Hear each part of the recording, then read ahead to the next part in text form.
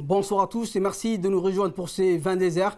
Voici les titres qui vous seront donc développés dans cette édition.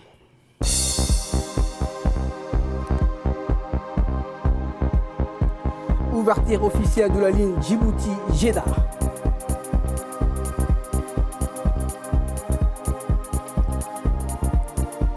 Et donc, Yahawok, qui est le secrétaire d'État à la jeunesse et au sport, visite le village de Me'e-Dehou.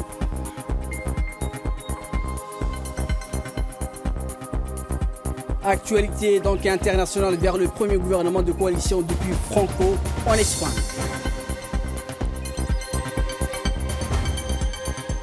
C'était le titre. Passant au développement de cette édition. C'est officiel depuis donc jeudi soir, donc l'ouverture officielle de la ligne donc Djibouti-Jeddah, donc de la compagnie nationale Air Djibouti. En effet, 30 ans après donc la dissolution de la compagnie nationale Air Djibouti et 5 ans après sa réouverture commerciale officielle, la compagnie officielle a officiellement inauguré la ligne Djibouti-Arabie Saoudite. 4 vols par semaine. C'est donc jeudi soir au cours d'une cérémonie organisée au salon VIP Lounge des Air Djibouti que le départ officiel a eu lieu en présence du ministre de la Culture et de Biens Waqf et Moumin Hassan Baré, qui a acquis donc cet événement comme déterminant.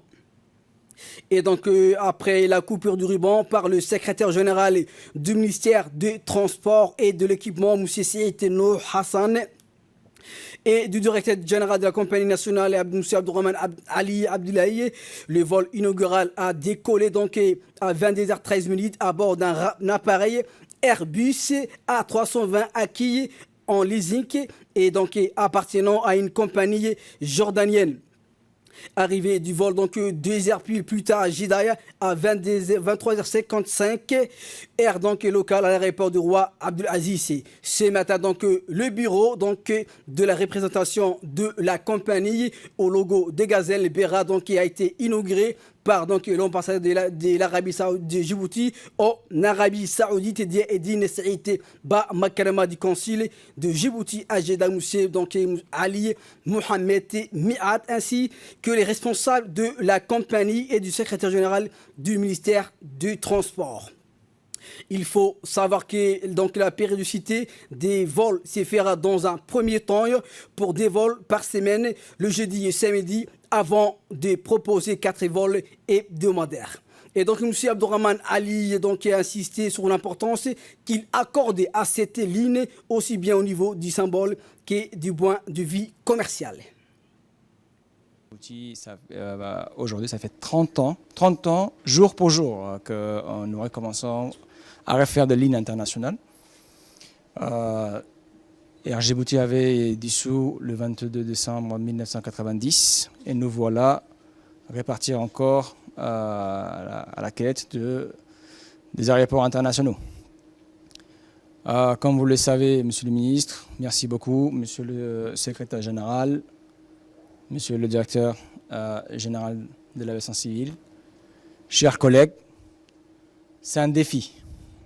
C'est un défi qui nous a été octroyé. C'est une feuille de route qui nous est tracée. C'est un challenge pour le pays, pour le peuple, comme le ministre a bien souligné. Donc, c'est à nous de relever ce challenge. C'est à nous de relever ce défi. Donc, le peuple nous attend, le pays nous attend. Le ministre avait souligné, c'est une compagnie nationale pour le peuple et pour le pays. Pour le futur du pays, tout est dans notre main. Donc c'est à nous maintenant de relever ce défi. Merci beaucoup. Et donc également le ministre de la Culture et du Bien Waqf, M. Moumin Hassan Baré, s'est félicité de l'ouverture officielle de la ligne Djibouti-Jeddah et a acquis donc cet événement comme déterminant pour les Djiboutiens qui veulent effectuer le pèlerinage et le Umrah et faciliter les relations commerciales et économiques entre les deux pays et les deux peuples.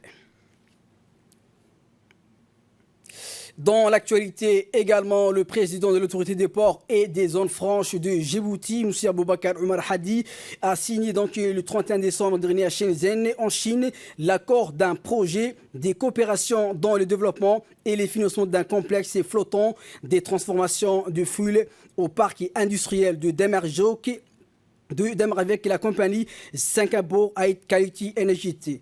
Et donc est basée à Singapour, donc la société High Quality Energy est spécialisée dans la vente des produits pétrochimiques.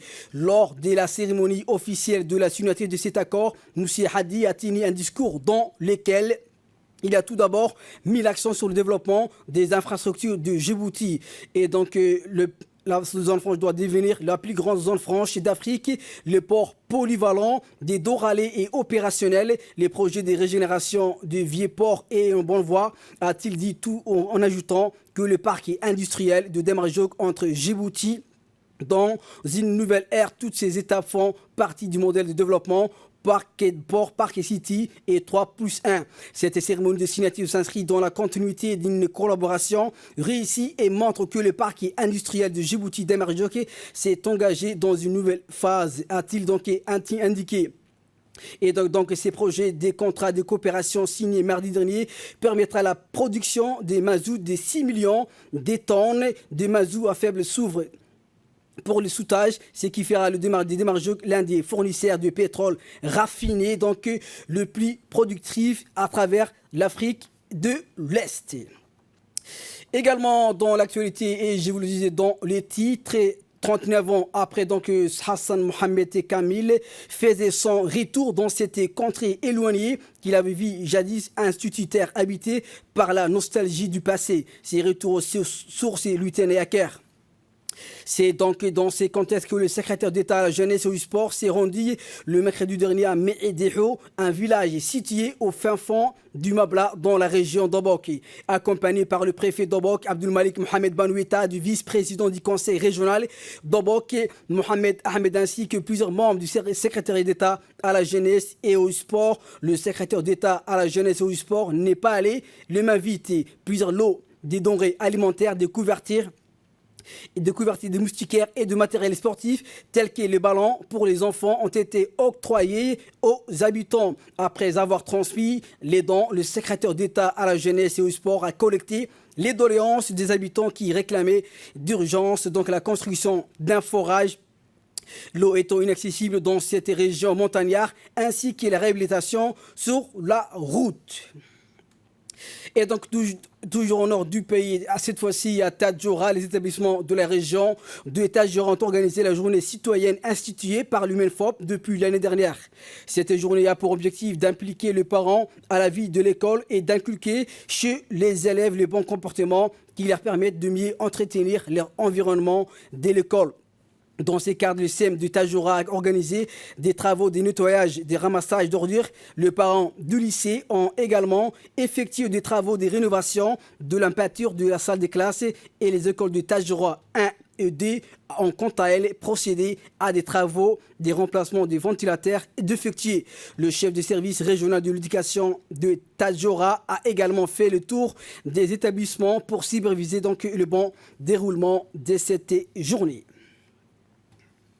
De citoyenne. Et c'est une bonne initiative, d'accord, qui est faite dans la feuille de route du ministre. Et je félicite vraiment cette journée qu'on organise à la fin de chaque mois, d'accord, dont les professeurs, les membres de l'administration, d'accord, les élèves participent tous pour le nettoyage du collège. Et aujourd'hui, on a organisé la journée citoyenne sous le thème du ramassage des ordures et le nettoyage du collège. Tout le monde a participé, les professeurs, les parents d'élèves, les élèves ont tous répondu à l'invitation de cette journée. Ça s'est bien déroulé, ça s'est bien passé. Et la préfecture, je remercie aussi la préfecture et le conseil régional qui nous ont aidés logistiquement et physiquement. Et donc, toujours à Tadjoura, donc l'Agence nationale pour les personnes handicapées a lancé le processus d'élaboration de la stratégie nationale pour les handicapés dans la région de Tadjoura.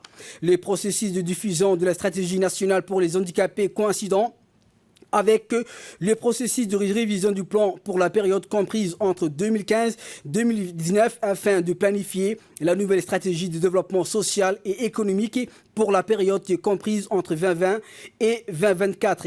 Et c'est dans le cadre des axes stratégiques de la carte méthodologique dans le domaine de la politique pour les handicapés qui s'inscrit dans le cadre de l'élaboration de la stratégie nationale pour la protection sociale. Le directeur général de cette agence, le président des conseils régionaux, un consultant du ministère des Affaires sociales et de la solidarité, un consultant dans les domaines de stratégie nationale et des cas du département de la décentralisation chargé des affaires judiciaires de l'agence ont assisté à cette manifestation.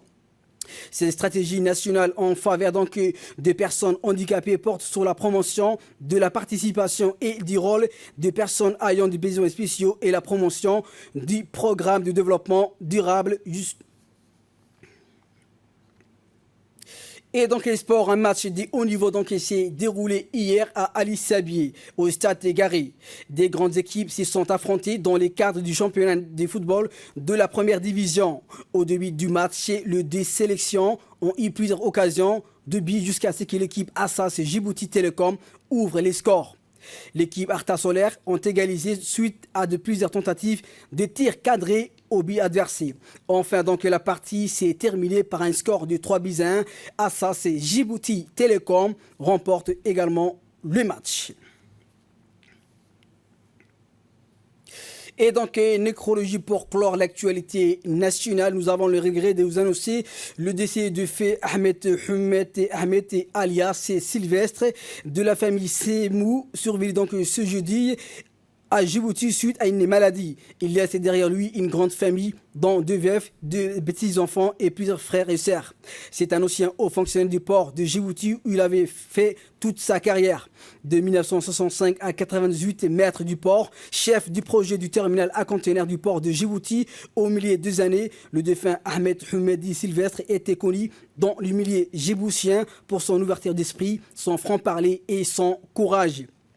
En cette circonstance douloureuse, la direction et les personnels de l'RTD adressent leurs condoléances le plus attristé à toute sa famille et à son neveu Abdelkader Kanano, conseiller technique du ministre de la Communication. Nous prions le bon Dieu de l'accueillir dans son paradis éternel. Inna lillahi wa inna ilayhi raji'un. Actualité internationale à présent, la police retourne dans la zone mortelle de la capitale de la République centrafricaine pour la première fois en 6 ans. Fardos Hussein, 2 ans de plus. La police centrafricaine regagnera le quartier PK5 de la capitale Bangui pour la première fois depuis 2013 après un exercice de désarmement des milices dans la zone. Les troupes gouvernementales et les forces de l'ONU ont collecté des armes auprès des groupes d'autodéfense de la région à la suite d'affrontements meurtriers entre les commerçants et les miliciens. Le PK5, le centre commercial de Bangui, est fermé aux forces de l'ordre depuis que le conflit a éclaté en République centrafricaine en 2013. Et je vous le dis dans les titres, Espagne vers le premier gouvernement des coalitions depuis Franco, sauf coup de théâtre. C'est Pedro Sanchez qui devrait être reconduit à la tête du gouvernement espagnol. C'est mardi. Faire de ceci. Coup de théâtre, c'est Pedro Sanchez qui devrait être reconduit à la tête du gouvernement espagnol ce mardi. La Chambre basse du Parlement espagnol doit voter son investiture ce jeudi. L'ERC, la gauche républicaine de Catalogne, a lancé qu'elle s'abstiendrait lors de ce vote ouvrant la voie à une réélection du Premier ministre sortant. Le Parlement siégera tout le week-end au moment où les Espagnols fêteront donc l'épiphanie, jour où les enfants traditionnellement reçoivent leur cadeau de Noël. C'est un gouvernement de coalition entre les socialistes et le parti Podemos qui devrait voir le jour. Premier cabinet né d'une alliance depuis le retour de la démocratie en Espagne il y a plus de 4 ans. Et c'est tout pour ce journal. Merci à vous de l'avoir suivi et de votre fidélité sur Télé Djibouti.